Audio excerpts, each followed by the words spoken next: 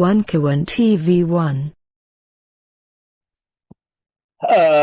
Saya mau fokus kepada apa yang sedang diangkat topik ini, yaitu bahwa rakyat menuntut KPK agar bisa segera memproses dugaan KKN Gibran dan Kaisang. Nah, kalau kita lihat bahwa KKN ini jatuhnya Soeharto, yaitu adanya dugaan KKN yang sangat besar, yang dikritisi oleh rakyat, yang kemudian keluarlah setelah Presiden Soeharto jatuh yang namanya TAP MPR nomor 11, yaitu tentang penyelenggaraan yang bersih dari korupsi, kolusi, dan nepotisme. Itu TAP MPR nomor 11 tahun 1998 yang menjadi cikal bakal ditetapkan Undang-Undang Tindak Pidana Korupsi, yaitu Tipikor, dan juga Undang-Undang tentang KPK yang harus independen. Nah, di dalam TAP MPR nomor 4 itu, nomor 11 tahun 98, pasal 4-nya adalah upaya pemberantasan korupsi, kolusi, dan nepotisme harus dilakukan secara tegas terhadap siapapun juga. Baik pejabat negara, mantan pejabat negara, keluarga, dan kroninya. Maupun pihak swasta, konglomerat, termasuk pada saat itu ditulis mantan Presiden Soeharto.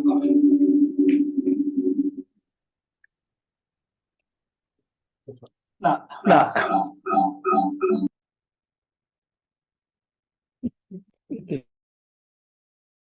ini mengenai keberadaan KPK ini adalah sangat penting bagi kesejahteraan bangsa di masa yang akan datang. Kalau kita lihat, Korea Selatan begitu bisa maju, meskipun 5 presiden dari 7 presiden Korea Selatan itu ditangkap dan dihukum penjara.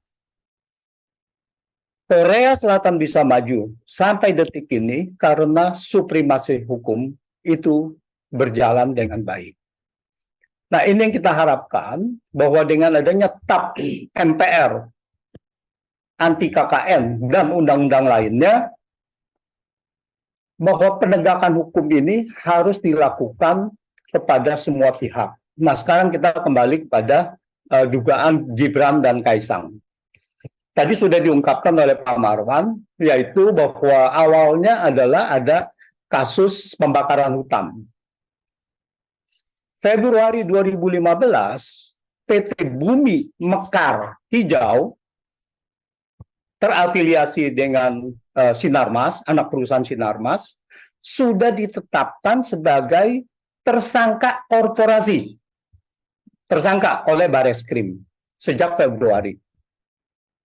Kemudian karena tidak berjalan dengan baik, Kementerian Lingkungan Hidup dan Kehutanan, KLHK ya, itu menuntut secara perdata dengan tuntutan 7,9 triliun. Ya, dibagi 2, kerugian negara dan kemudian untuk perbaikan lingkungan, 7,9 triliun.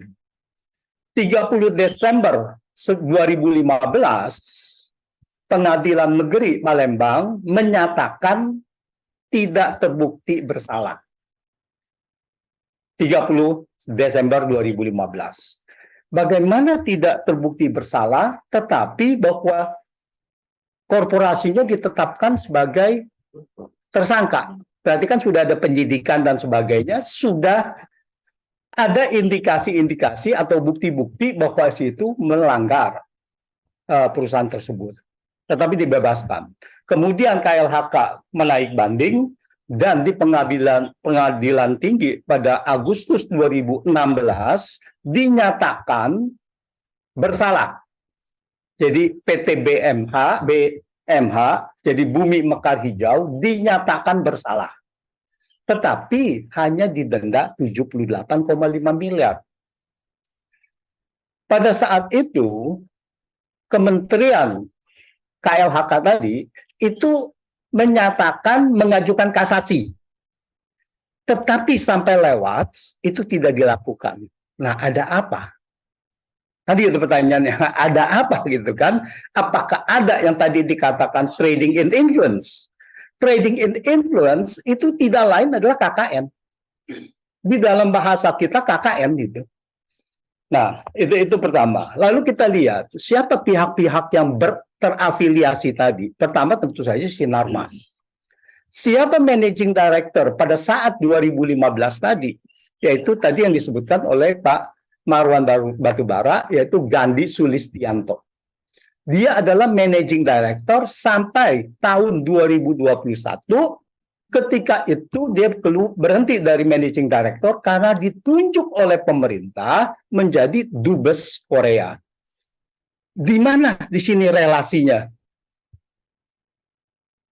Mantan bos dari kebakaran hutan, lalu kemudian dia tahun 2021 ditunjuk sebagai dubes Korea. Setelah dubes Koreanya selesai, awal tahun ini ditunjuk sebagai anggota One Team Press. Nah, di sini apakah ada trading in influence? Nah, di sini apakah ada KKN-nya? Sangat ada. Nah, ini. Jadi di situ, ya. Lalu kemudian itu Gandhi Sulistianto. Lalu kemudian ada anaknya. Anaknya berbisnis pada tahun 2019, berbisnis dengan anaknya Jokowi, Gibran dan Kaisang pada tahun 2015. Dia berbisnis, lalu di dalam salah satu perusahaan itu bahwa presiden direkturnya atau direktur utamanya itu adalah putra dari Gandhi Sulistianto, yaitu yang namanya Anthony Pradiptya. Ya. Nah, itu adalah direktur utama. Direkturnya, salah satu direktur dari perusahaan itu adalah Kaisang. Komisaris utama dari perusahaan itu adalah Gibran.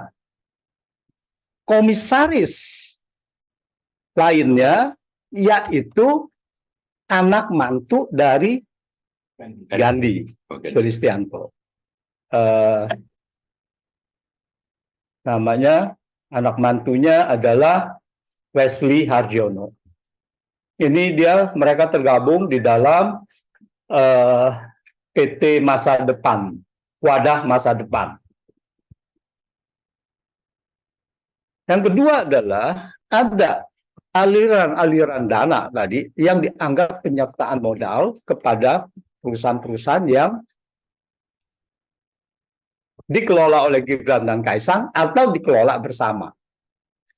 Nah, di sini apakah ada trading in influence? Apakah ada KKN? Tadi sudah disebutkan bahwa trading in influence itu adalah bahwa kita sudah meratifikasi perjanjian mengenai anti korupsi itu dari United Nations Convention untuk anti korupsi. Kita sudah meratifikasi. Kalau kita sudah meratifikasi undang-undang karena diratifikasi dengan Undang-Undang Nomor 6 tahun 2006. Nomornya saya lupa.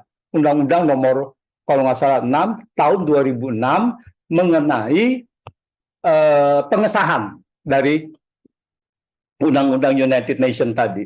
Jadi sebetulnya kita ada undang-undang pengesahan itu sebetulnya diterapkan, bisa diterapkan.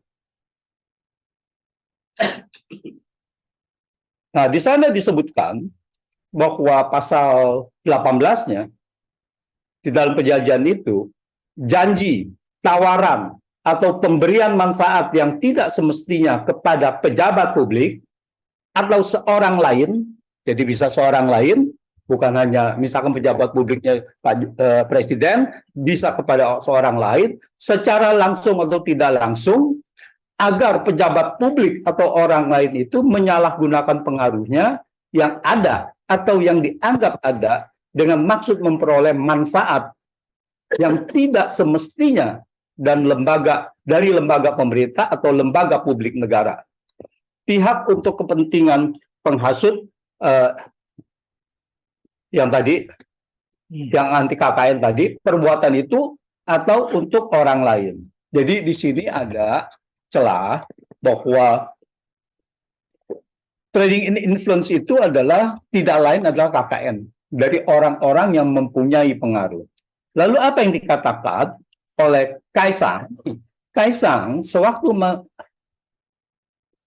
mengadakan podcast dengan Deddy Corbuzier, yaitu salah satu dia mengatakan begini, ya itu anak presiden namanya privilege, yaitu namanya privilege. Lengkapnya gini, ya itu namanya privilege kan. Saya mengakui itu kok. Saya mau pembelaan bagaimana pun pasti itu ada privilege kan. Namanya kita berbisnis, kita maksimalkan asalkan tanggung jawab. Jadi di sini Kaisang sudah mengakui bahwa di situ ada privilege. Ya, apakah privilege itu yang dimaksud dengan trading in influence? Ya kan, kalau dia mendapatkan manfaat, pasti di situ adalah trading in influence. Nah, sekarang kita kembali kepada KPK. KPK mengatakan mana alat buktinya? Yang dimaksud dengan alat bukti apa? Pertama adalah saya berpendapat alat bukti itu adalah transaksi apakah ada pemberian uang atau tidak. Yaitu penyertaan saham, penyertaan modal yang diberikan oleh venture kapitalis dan sebagainya. Nah, di sini sudah ada jejak banyak sekali bahwa di situ Kaisang dan Gibran membuka bisnis baru dengan aliran-aliran dana dari pihak-pihak yang diduga tadi terafiliasi. Itu satu.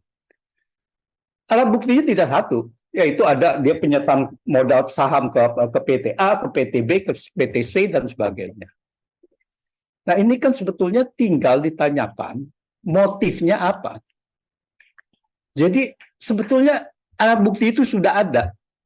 Tinggal ditanyakan motifnya apa. Apakah ini motifnya mendapatkan manfaat? Apa hubungannya kompetensi misalkan dari Gandhi Sulistianto tadi, bos Sinarmas terhadap kedudukan duta besar. Apa kompetensinya sehingga dia bisa diberikan kedudukan sebagai duta besar? Apakah itu politik atau apa gitu? Nah, kalau dari partai politik biasanya yaitu ada beberapa kedudukan itu. Tetapi ini dari swasta tidak ada apa-apa, managing director dari suatu perusahaan konglomerat tiba-tiba lalu diminta sebagai duta besar. Jadi ini sangat luar biasa tidak normalnya gitu. Nah, jadi kalau kita melihat begitu, jadi KPK selanjutnya adalah harus menyelidiki apakah laporan masyarakat ini berguna atau tidak berguna. Laporan masyarakat selalu berguna. Bahwa pada saat ini KPK tidak bisa melaksanakan sesuai dengan tugasnya. Jadi kalau saya lihat, masyarakat ini tidak minta bahwa KPK menjadikan tersangka. Masyarakat meminta bahwa proses ini berjalan sebagaimana mestinya. Sebagaimana keadilan hukum itu harus berjalan kepada semua pihak. Nah, ini tugas KPK. Jadi kalau dibilang KPK bahwa ini belum ada alat bukti, bahwa Gibran dan Kaisang bukan pejabat publik, yang dipermasalahkan bukan Gibran dan Kaisang sebagai pejabat publiknya, tetapi sebagai trading influence atau sebagai KKN-nya. Ini yang harus ditegaskan. Nah, disitulah bahwa KPK seharusnya kalau mau alat bukti lebih lanjut, KPK pernah memanggil Ubedillah Badrun dan Ubedillah Badrun memberikan data-data tambahan. Nah, untuk itu KPK seharusnya memanggil semua pihak yang terkait, yaitu pihak yang pemberi dana, lalu juga Kaisang dan Gibran, apa motifnya bahwa mereka menanamkan dananya di sana. Nah, semua pihak harus diperiksa sehingga di situ KPK baru bisa menentukan apa motif dari pemberian dana tersebut. Apakah ada unsur KKN, apakah ada unsur trading in influence. Nah, silakan KPK setelah memeriksa itu bisa membuka kepada publik bagaimana kedudukan status hukum itu. Kalau tidak, kasihan Kaisang dan Gibran sekarang sudah menjadi persepsi di masyarakat bahwa di sini terjadi KKN. Jadi sudah ada judgement dari masyarakat bahwa Gibran dan Kaisang melakukan KKN dengan kedudukan ayahnya sebagai presiden. Nah, ini tidak fair kepada Kaisang dan Gibran. Semoga KPK bisa meluruskan ini semua. Terima kasih. Baik, terima kasih Prof. Antoni. Jadi jelas yang saya tangkap apa sulitnya bagi KPK bila ingin meninjau laporan dari Dr. Ubaidillah ya, yang sudah setahun itu dan memproses itu. Tetapi memang melihat dari kedatangan para pegawai kemarin ke sana itu tidak mau menanggapi, jadi memang tidak mau bermaksud atau belum ada perintah untuk menindaklanjuti itu. Jadi saya kira masukan-masukan tadi dari tiga narasumber tadi sangat luar biasa, dan tentu kita nanti mengharapkan apa itu jalan keluar dari Pak Amin, apa yang harus dilakukan sudah terhadap penguasa yang global kayak gini.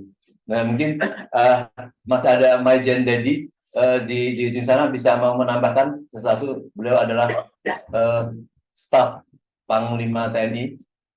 Ya, sebelumnya. Ya, mantan. Silakan Pak Maijen Dedi. Ya, Bismillahirrahmanirrahim. Assalamualaikum warahmatullahi wabarakatuh. Waalaikumsalam.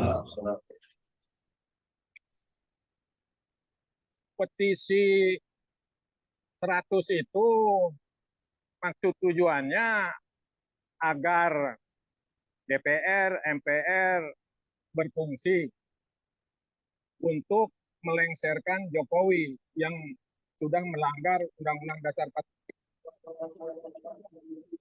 Berikutnya, aparat hukum, aparat keamanan, termasuk KPK berfungsi sesuai dengan undang-undang. Pertanyaannya, kenapa DPR, MPR, KPK tidak berfungsi?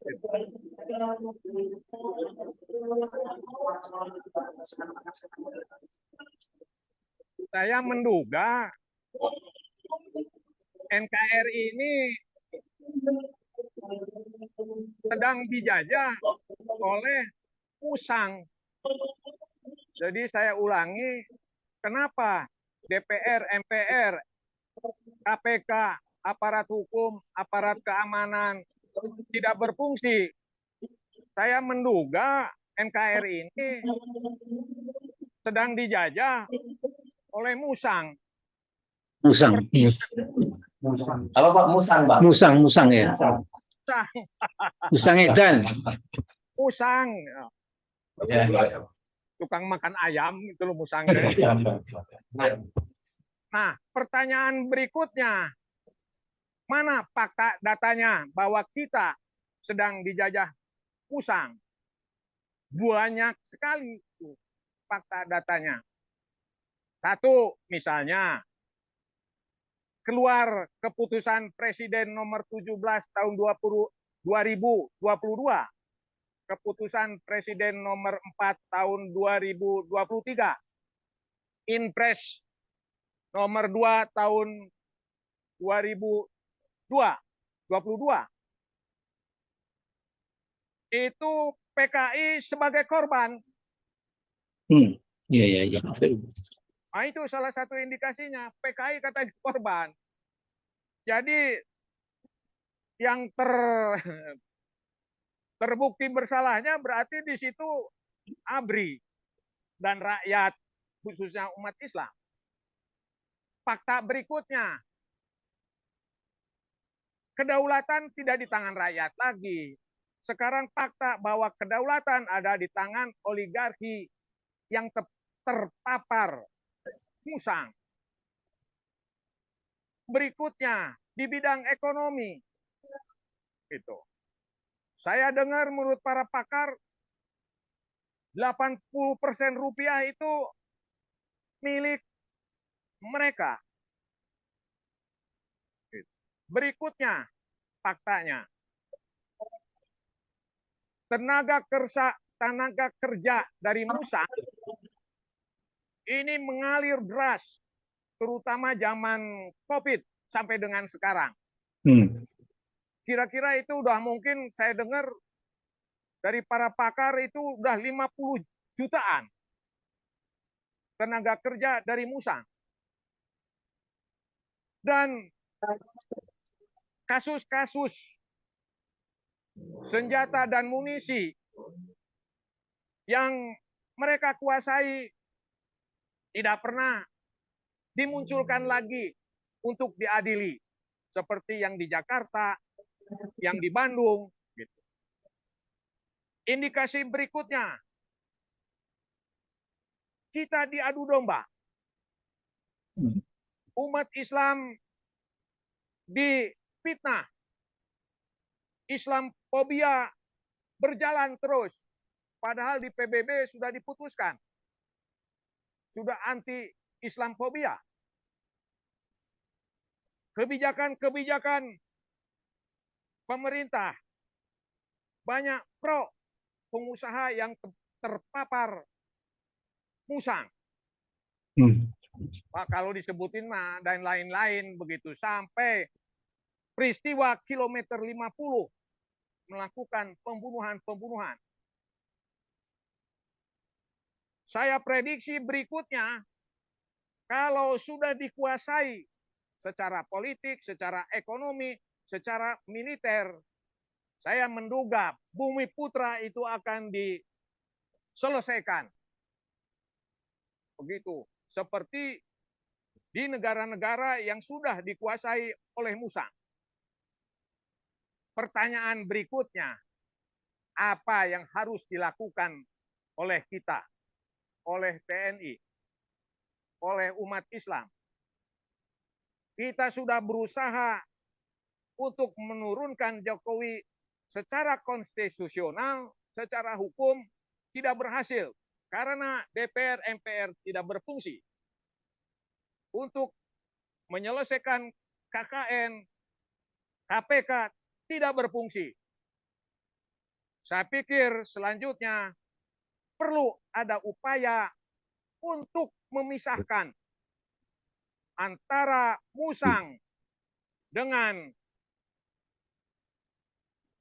aparat hukum, aparat KPK, dengan presiden, itu perlu dipisahkan. Sehingga tidak banyak berpengaruh terhadap pemerintahan kita. Kalau itu tidak bisa dikerjakan lagi, kita serahkan pada rakyat. Harus diapakan DPR, MPR yang tidak berfungsi lagi sesuai dengan undang-undang. Saya pikir itu saja yang perlu saya sampaikan. Lebih dan kurangnya saya mohon maaf. Wassalamualaikum warahmatullahi wabarakatuh. Waalaikumsalam. Terima kasih. Jadi beliau ini Pak Amin salah satu penandatangan petisi 100 yang memang sudah tahu sekali bagaimana pelanggaran-pelanggaran sehingga dia tidak fokus berbicara kepada masalah sekedar KPK tadi, tapi ini pokoknya sudah nggak beres, pokoknya harus dimasukkan gitu. Pertama concern tadi sekali masalah meminta maaf kepada PKI itu. Jadi sebelum kita kembalikan kepada untuk yang bertanya, kami mohon Pak Amin dulu untuk memberikan rekomendasi atau ya. Jadi begini, saya tadi mendengarkan dengan konsentrasi yang disampaikan Pak Prof. Denny Indrayana, dan juga kemudian saya mendengarkan tadi Pak Jenderal Deddy S. Budiman itu.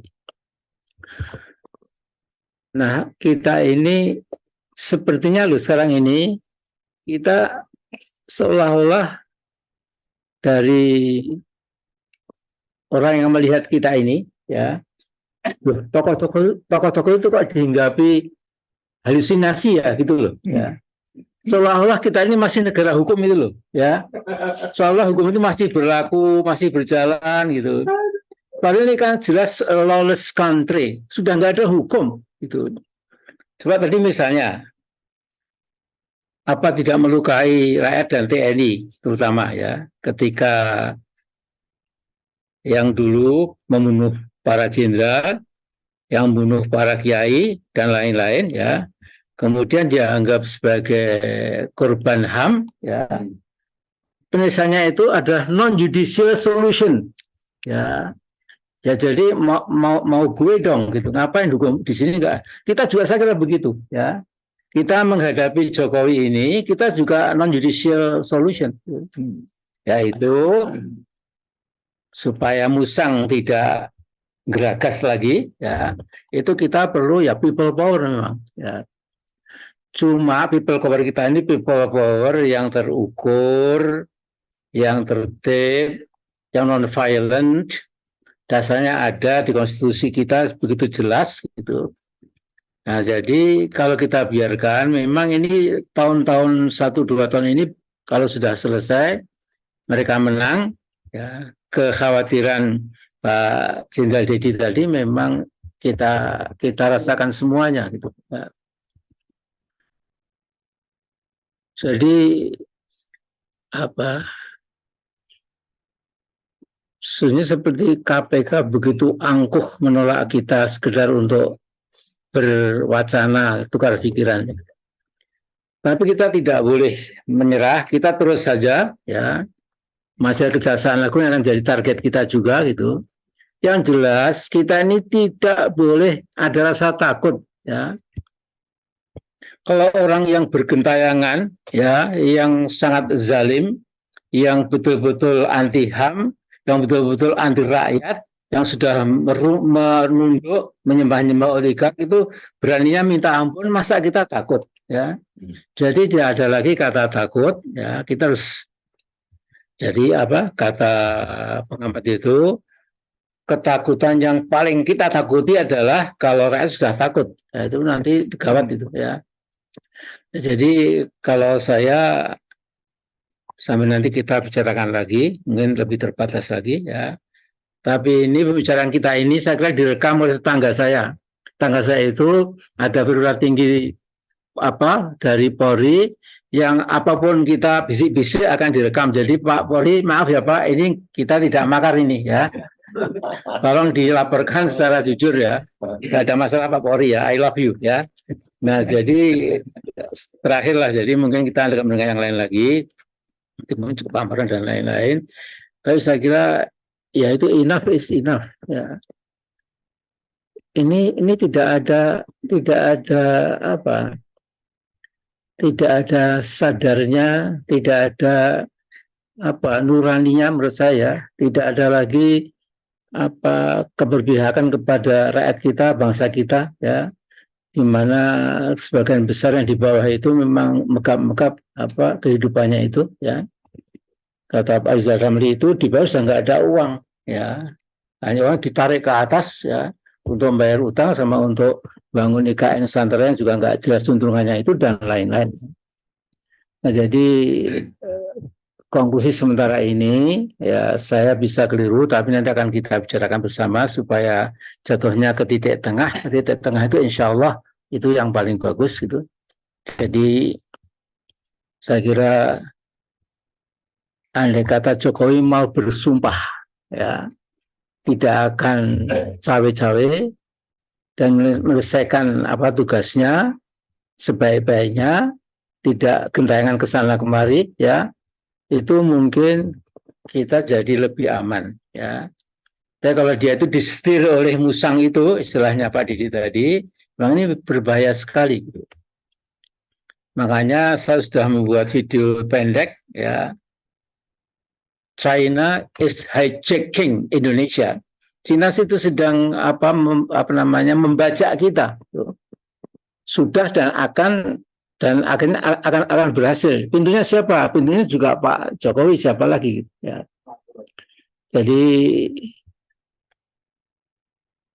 saya kira tadi yang diingatkan oleh Pak Antoni Budiawan ini, Pak Antoni Budiawan maaf, itu yang beringkuk ke penjara itu bukan hanya di Korea saja ya, tapi di Afrika Selatan yang kemarin Jokowi dan Luhut dan Menteri Luar Negeri pada ke sana ya, itu namanya Jacob Zuma ya, presiden yang jadi apa kacungnya apa Gulpa Brothers dari India itu ya, karena menjual murah segala macam apa pertambangan di Afrika Selatan itu ya. Kemudian begitu ganti presiden ya, dia meringkuk di penjara juga. Jadi sekarang di balik jeruji besi. Nah, kita ingin melihat Indonesia ini masa presiden kok tidak terjangkau oleh apa? Oleh hukum ya. Saya kira vaksin mikor dulu sebelum juru nggak berlaku lagi ya. Saya kira kalau kapan-kapan Pak Jokowi ternyata setelah lengser presiden yang baru bisa membongkar semuanya, ternyata kok memang apa buka pintu gerbang korupsi yang minta ampun ini ya apa boleh buat, mungkin ya dengan rasa kasihan dan simpati dan empati mungkin Pak Jokowi ya harus menyusul teman-temannya yang kita katakan tadi itu. Saya kira hanya itu dulu ya, terima kasih. Assalamualaikum. Baik, terima kasih. Waalaikumsalam. Baik, sini Saudara, masuk penjara. paling tidak Saksi. apa yang telah kita dengarkan dari para tokoh ini tadi, ini adalah merupakan informasi dan edukasi kepada masyarakat kita semua, karena ini semua tanggung jawab kita yang akan menjadi kehancuran kita semua. Dalam keadaan seperti ini pun karena tidak ada reaksi dari masyarakat yang berarti, sampai-sampai seolah-olah Bapak Presiden ini mau membangun membangun sesuatu keterlanjutan hukuman ini, misalnya dengan menjadikan Gibran jadi wakil presiden, misalnya kita diam, kemudian ada yang mengatakan 1 tahun 2 tahun nanti sang presiden yang sudah mundur dia akan jadi presiden. Saya seperti membangun dinasti ini dan kita masih tetap diam. Jadi saya kira ini yang menjadi pelajaran bagi kita semua, dan kami mohon ada closing statementnya nanti dari Pak Denny kalau masih ada, dan Pak Prof Antoni, dan tentu Pak Marwan silakan menyampaikan dulu rekomendasi apa yang tadi ini. Ya, terima kasih Om Lim. Jadi tadi saya memang mengusulkan agar lembaga-lembaga penegak hukum, terutama yang kita sudah datangi itu KPK, lalu Kejaksaan Agung, insya Allah nanti kita juga akan segera ke sana, lalu Polri, itu kita minta untuk mengusut dugaan KKN anaknya Presiden Jokowi. Kenapa kita melakukan itu? Kenapa kita menuntut? Karena memang kita ingin agar penyelenggara negara ini sesuai dengan aturan main yang diatur dalam konstitusi. Kemudian juga petisi 100 sudah meminta supaya MPR atau DPR memulai proses pemakzulan Presiden Jokowi untuk nanti menyampaikan hasil pansusnya mungkin di DPR ke MK, MK lalu menyerahkan hasilnya ke MPR. Nah, itu juga sama, kita bicara tentang aturan main. Kasus Gibran juga sama, kita datang ke sana untuk supaya negara ini diselenggarakan sesuai dengan aturan main. Tapi kalau itu tidak terjadi, maka wajar saja kalau kita mengajak rakyat untuk melakukan perlawanan kepada rezim oligarkis ini. Saya kira itu mungkin yang sangat penting untuk dicatat oleh siapapun, termasuk tadi Pak Amin bilang, kalau ada tetangga sebelah itu yang bergerak di sektor intelijen, ya supaya dicatat bahwa kami ini juga menyelenggarakan ini sesuai dengan konstitusi, aturan main. Jangan pula nanti kami segera ditangkap, tapi bukan berarti kami takut untuk ditangkap, gitu ya. Supaya juga ini dicatat. Itu poin pertama yang ingin saya sampaikan. Yang kedua, kita harus mengingatkan ya bahwa ternyata pengusaha oligarki ini melakukan investasi bukan hanya di sektor bisnis, tapi investasinya juga dilakukan di partai-partai misalnya, di penguasa. Mereka investasi salah satunya itu dengan menyuap.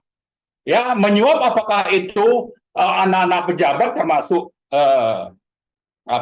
Gibran dan Kaisang yang kita duga itu terlibat KKN, tapi juga kemungkinan besar menyuap partai-partai. Untuk apa? Untuk menghasilkan partai dan eksekutif atau pemerintahan Jokowi itu menghasilkan kebijakan dan peraturan termasuk undang-undang yang menguntungkan para pengusaha oligarkis itu. Ya memang. Ini catatan penting kita bahwa ini terjadi sangat masif ya di pemerintahan Jokowi dan pemerintahan oligarkis ini. Kalau dulu mungkin tidak ada pengusaha atau yang berasal dari pengusaha menjadi duta besar sampai ini terjadi ya. Terjadi di pemerintahan Jokowi ini seperti tadi juga sudah disampaikan Pak Antoni Budiawan. Jadi ini juga perlu kita ingatkan. Jadi rakyat tadi di poin pertama yang saya sebutkan itu supaya paham siapa yang memang harus bertanggung jawab terhadap situasi negara yang seperti ini yang semakin dikuasai oleh oligarki dan salah satunya adalah pengusaha oligarkis yang melakukan suap terhadap penyelenggara negara termasuk diduga kuat ke partai-partai. Nah, poin ketiga, saya kira poin terakhir yang ingin saya sampaikan adalah bahwa semangat reformasi yang lahir di 97-98, di mana di sana juga kita mencatat banyak tokoh, salah satunya itu Pak Amin, sebetulnya juga termasuk itu Ibu Megawati yang menghasilkan partai, salah satunya partai reformis ya, kalau kita ingin katakan itu adalah PDIP. Jadi mari ya bersama rakyat ini, partai-partai oposisi dan juga PDIP bergabung bersama rakyat untuk bagaimana memakzulkan Presiden Jokowi, bagaimana mengajak rakyat supaya proses pemakzulan tersebut bisa terlaksana. Jadi mari partai-partai reformis ya, terutama itu kalau yang lahir setelah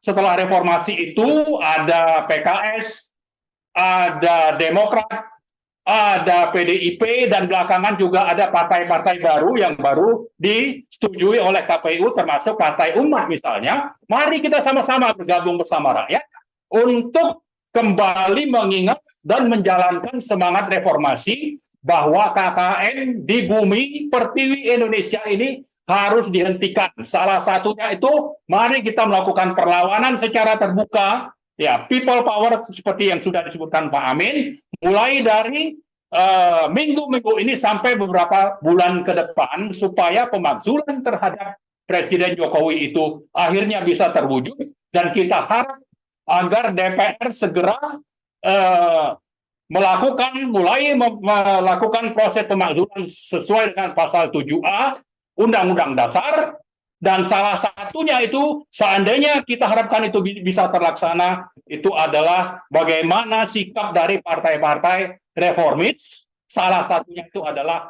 PDIP.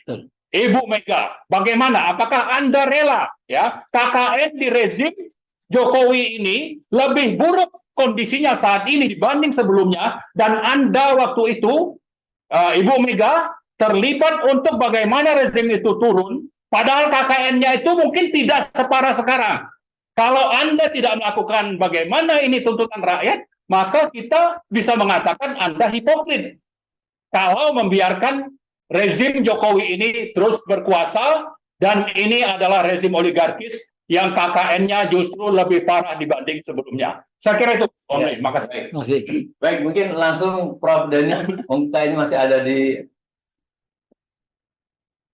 Ya, Baik, terima kasih.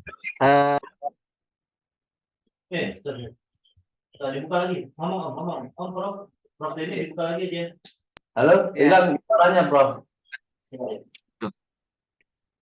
Ya. Terima kasih banyak, Bapak Ibu.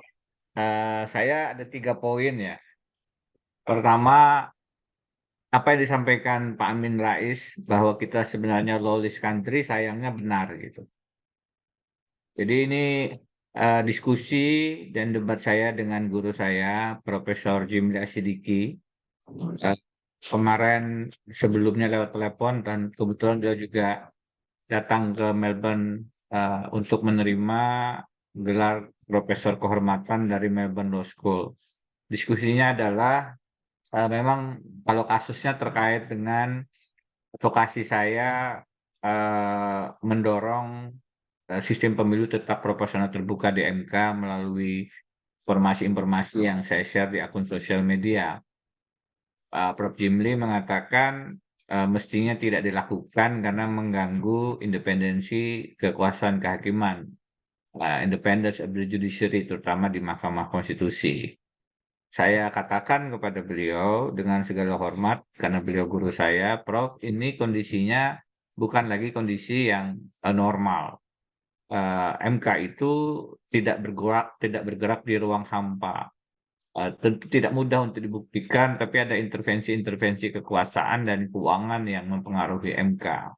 Dan karena itu untuk membalance itu harus ada juga kalau kekuasaan masuk mempengaruhi putusan-putusan MK, maka publik juga mesti masuk dengan melakukan juga upaya-upaya public control, public advocacy, yang mestinya tidak dianggap sebagai intervensi, tapi adalah upaya menjaga kehormatan dan kewibawaan MK. Masa tidak boleh kita mengirim satu pesan lewat tweet dan kemudian justru dianggap melecehkan Mahkamah Konstitusi. Justru kita sedang sebagai publik menjaga kehormatan MK. Jadi memang sayangnya kondisi kita sekarang, penegakan-penegakan hukum kita baik di bidang yudikatif, di Mahkamah Agung terjerat dengan kasus mafia hukum. Sebelumnya sudah ada Sekretaris Mahkamah Agung Nur Hadi, sekarang Hasbi, semua memang terjerat kasus-kasus korupsi. Tetapi juga tidak hanya di yudikatif, proses hukum di legislatif pun juga problematik dan koruptif. Karena itu di tengah sistem yang lawless ini, kita mungkin masih mengirimkan pesan datang ke KPK, kita masih mengirimkan pesan mendorong MPR, DPR untuk memulai proses impeachment, tapi juga kita di satu sisi itu adalah bentuk optimisme, di sisi lain memang kita mesti realistis bahwa aliran darah oligarki yang koruptif yang menyetir kekuasaan ini sudah masuk ke urat-urat nadi mahkamah, urat-urat nadi DPR, urat-urat nadi sistem-sistem dan lembaga-lembaga negara kita yang lain, sehingga memang yang kedua, karena kita berangkat dari situasi hukum yang sudah tidak normal itu, kudeta konstitusionalnya memang adalah pemilu 2020. Ini adalah kudeta konstitusional rakyat, adalah sistem demokrasi di mana kita punya peluang untuk memberikan suara kita dengan sebaik-baiknya, memberikan mandat kita kepada anggota-anggota legislatif dan eksekutif termasuk presiden. Persoalannya adalah kita tidak bisa membiarkan pemilihan umum itu kemudian dicawe-cawe dan kemudian dikontrol dengan perilaku-perilaku yang unfair dan unfree, tidak jujur dan tidak adil, tidak bebas. Nah, ini yang sekarang sudah mulai kasat mata terlihat. Karena itu memang meskipun kudeta konstitusional melalui pemilu itu memang sebaiknya kita laksanakan, tetapi tidak hanya pemilu saja yang perlu dilaksanakan, tetap menjamin kejujuran dan keadilan dalam pemilu itu yang sekarang justru paling terancam. Dan saya sudah katakan tadi bagaimana ada parameter, indikator, Mahkamah Konstitusi misalnya sudah dicoba dikuasai komposisi hakimnya, sehingga kemudian putusan-putusannya termasuk nanti terkait dengan sengketa hasil pilpres sudah bisa diatur bahkan sedari sekarang. Nah, ini yang menyebabkan kita kemudian bergerak kepada opsi yang ketiga. Opsi yang ketiga tidak lain dan tidak bukan ya gerakan perlawanan rakyat yang justru menyelamatkan tanah air.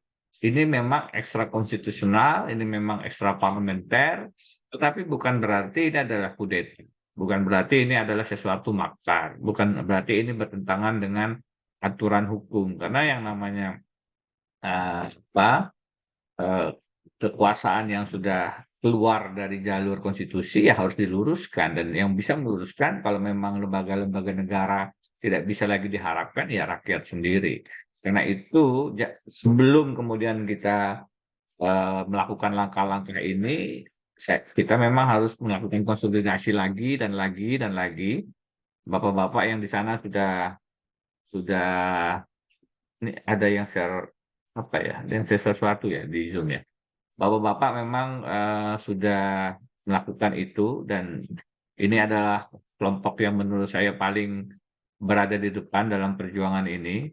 Pak Amin Rais dan kawan-kawan, terima kasih Pak sudah mewakili kegelisahan dan kerisauan kami. Meskipun kalau dilihat dari pemberitaan katanya yang mendukung Presiden Jokowi itu approval rate-nya sekitar 80%. Ini pun menurut saya harus kita dobrak karena anggaplah itu benar, yang terjadi adalah keberhasilan pencitraan semu melalui buzzer dan lain-lain, dan itu tentu saja harus kita lawan karena pencitraan model masuk gorong-gorong dan sejenisnya ini mungkin efektif melalui berbagai survei yang barangkali juga sudah dikondisikan, itu mungkin efektif untuk menarik menaikkan rating. Tetapi fakta di lapangan harus kita tunjukkan dan tonjolkan, sekaligus kita berikan pendidikan kepada masyarakat bahwa yang terjadi sebenarnya bukanlah yang ada di pemberitaan sosial media dan survei-survei itu, tetapi realitas bagaimana konstitusi ditabrak, bagaimana korupsi dibiarkan, bagaimana oligarki ditumbuh suburkan. Dan karena itu memang perlawanan harus dilakukan. Tidak mudah, tapi perjuangan memang membutuhkan konsistensi, keistiqomahan, dan juga keberanian. Terima kasih Bapak Ibu, mudah-mudahan ada manfaatnya. Terima kasih Prof. Denny. Saya kira mungkin lebih bagus segera kembali ke Indonesia, ikut berjuang bersama, nggak usah menunggu menang. Ini lebih seru Prof. Denny. Ini Mbak, terus dari luar juga efektif. Jadi dari dalam kita ditolong Mas Denny, tembak terus ya. Terima kasih Pak Amin. Terima kasih Pak Amin. Ya. Baik. Kalau misalkan Pak Anoni.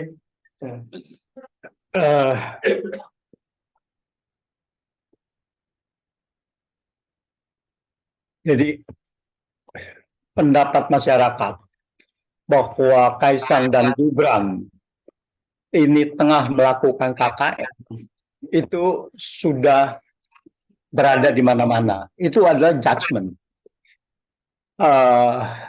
Kenapa? Bahwa indikasinya adalah kenapa penanaman modal kepada Kaisang dan Gibran tidak dilakukan sebelum Jokowi menjadi presiden. Kenapa dilakukan setelah Jokowi menjadi presiden? Nah, ini menjadi pertanyaan dan menjadi suatu indikasi bahwa di sini ada trading in influence. Jadi orang tidak percaya, pendapat masyarakat tidak percaya bahwa di sini benar-benar murni pendekatannya bisnis terhadap orang yang terafiliasi tadi dengan dia punya kekuasaan, dengan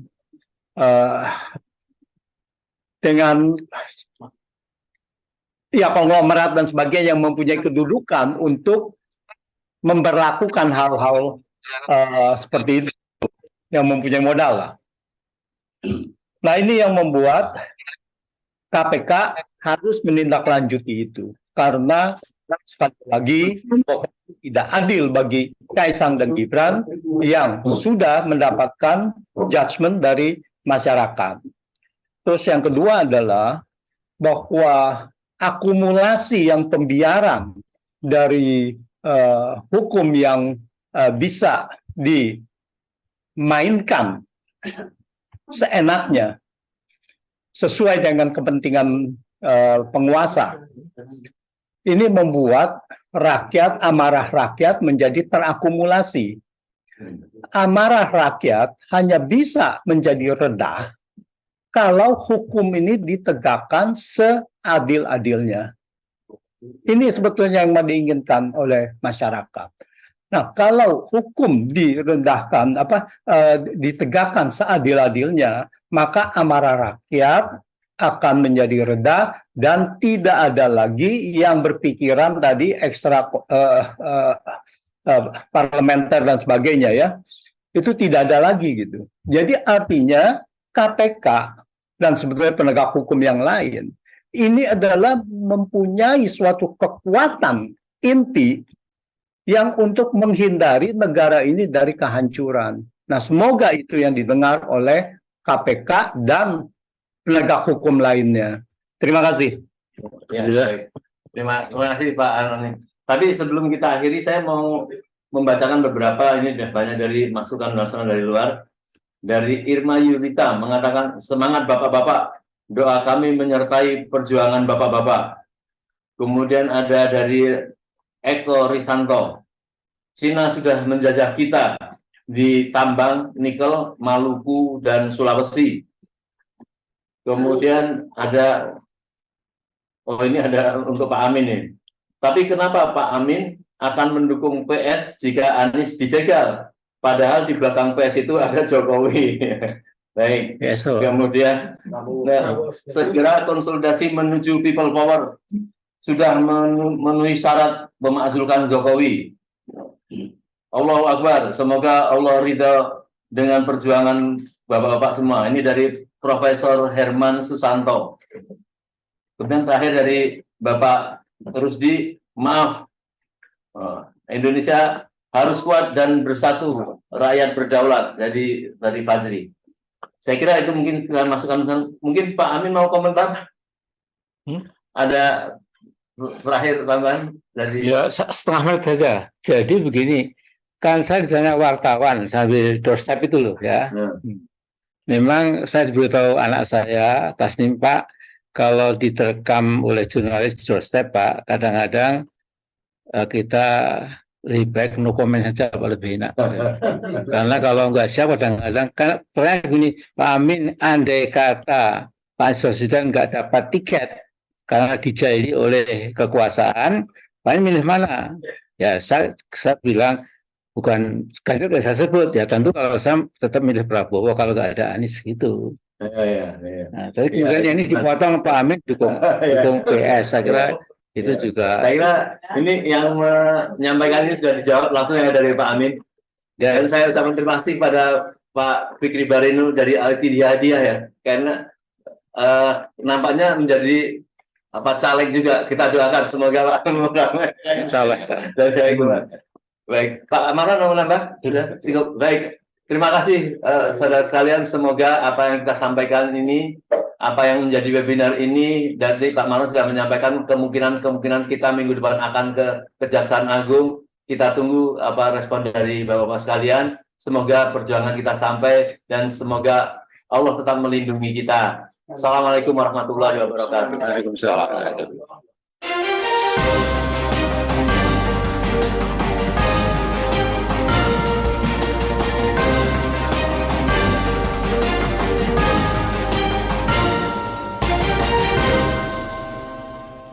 One Kawan TV 1